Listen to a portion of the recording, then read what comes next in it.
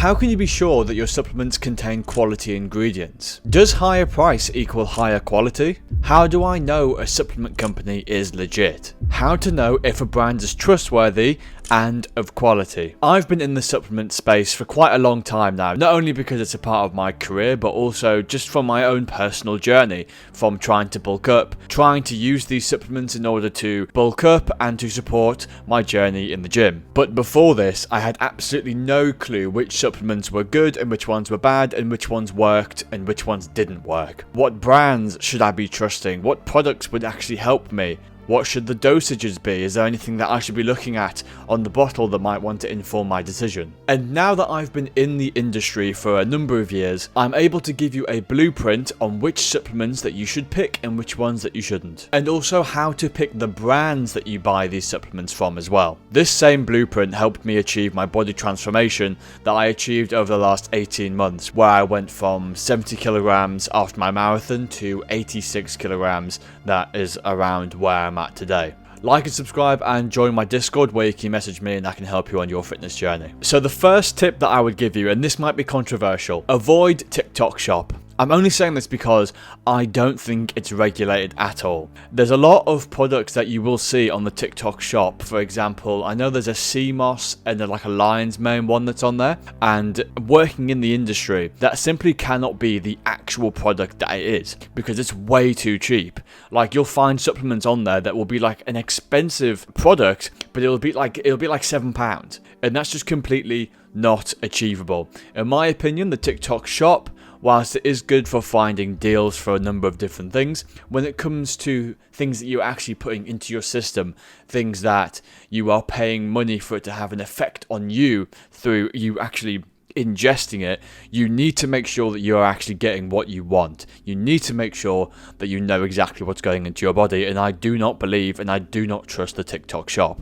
Now, this might be me being a little bit of a boomer, but that would honestly be my first tip. You need to make sure that you're buying from a marketplace that actually has your best interest at heart, instead of just wanting to sell you more things and wanting to send you as much as they can so that you can stay on the platform and so that they can get your information and whatnot. So the first one, don't get your stuff from TikTok Shop. Instead, maybe get it from Amazon. If you can get it from a health store, then 100% get it from a health store, because then you can talk to the people who work there. They'll know exactly where the brand is from. They'll know, all these things. They'll have the answers for you. But Amazon is probably the best marketplace for it. There's other places as well, but naturally most people are going to go towards Amazon. What you want to do is you want to find the brands that you like on Amazon instead of going on Amazon to find brands, because a lot of the reviews on Amazon are just completely fabricated. They're just not real. So this takes us to our next tip. Tip 2, research the brand. This doesn't have to take a long time at all. Literally just go on some sort of third-party website. You can go on Reddit if you want. You can look at articles on the brand that you're looking at, or just simply look at the brand's website and see what they're about. For example, there might be a brand that you see and the packaging looks really nice and maybe it's like £20 or something, but then you go on their website and then you figure out that they're actually sourcing all of their ingredients from somewhere like China. Now, you can get some good ingredients from China, don't get me wrong, but there is some evidence that regulation in China can be a little bit lax when it comes to different ingredients and the quality of them, as well as the testing of them. So look into the brand, look into their values, how long they've been around, where they're based, as well as who owns it. And this takes us into our third tip, which is see if these supplements are third-party tested. Third party simply means that the people who are making the supplement aren't just also testing the supplement themselves. Like, if I were to try and sell you this cup, for example, I would be biased to tell you that this cup is like, oh yeah, it's like 100% clay or some whatever. Do you know what I mean? Whereas it might actually just be 100% plastic. Obviously, I am incentivized to lie to you to try and get you to buy this cup. This is no different in the supplement space. You can find a lot of brands, a lot of different people who will try and sell you something that actually isn't really what they're telling you it is, but because they're the ones doing the testing, they're able to manipulate the findings and manipulate the studies. Third-party testing simply means that they send their supplement off to somewhere else, and then that place does a test, which is as impartial as you can get, and then they generate the findings, and then that's not tampered with at all by the business. Most of the big supplement brands that are on Amazon, that are going to be in the health stores, are all third-party tested. It's only the dodgy ones that really won't be third-party tested, although there is something to be said that smaller brands might not actually have the finances in order to do this. That situation is exactly when you want to be doing more research into the brand, as I said for the last tip.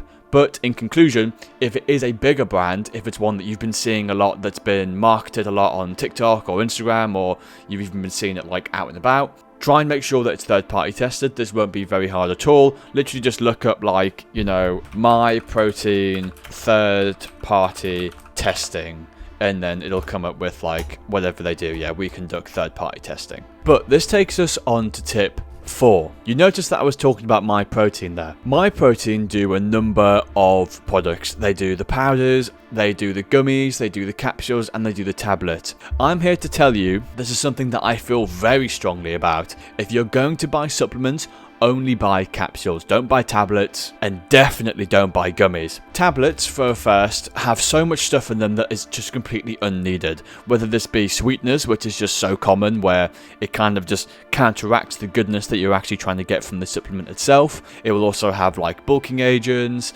and filling agents and stuff like that. A lot of them will have something called maltodextrin in. It's really hard to get supplements without maltodextrin. If you can, then please do. Essentially, maltodextrin and a lot of these like filling agents and gelling agents and whatnot, not only are they artificial, some of them have actually been shown to damage your gut and also the linings of your intestines, which, if you know anything about the recent wave of findings in the health space, is the gut is actually super important for not just like digesting, but also for almost everything else. Like, you can see bad gut health come up in the skin, it can inhibit muscle growth, it will probably somewhat interact with like fertility as well and stuff like that. So only go for capsules because they will be a lot less likely to have a lot of these bad things in. But on the flip side of that, the gummies, pretty much you will always see on the gummies the first 2 ingredients is like, it'll be glucose syrup and then like sugar or inverted syrup or some like that.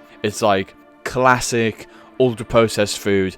Oh yeah, this is actually good for you type stuff. And if you've seen the recent studies by James Smith, where he did his own third-party testing for the brands that he had seen on Amazon and on the TikTok shop for the creatine gummies, sometimes these creatine gummies literally don't have any creatine in them. Gummies is a really shady part of the market at the minute, where sometimes they will be good, and sometimes they will literally just be playing on the fact that they think that the people who are buying these things don't check their supplements enough and don't check them at all, to the point where they literally just sell you gummies. Like, some of the products on Amazon that are claimed to be creatine gummies are literally just gummies. There's nothing else to them. So the last 2 tips here are best when they are used together. So the 5th tip is actually assess whether or not you need this supplement. If you've just been hearing about it on TikTok or on Instagram, that it's like this new big thing, this new fun thing, actually assess whether or not you want it, actually assess whether or not you need it, or if you're just trying to buy it for consumerist sake.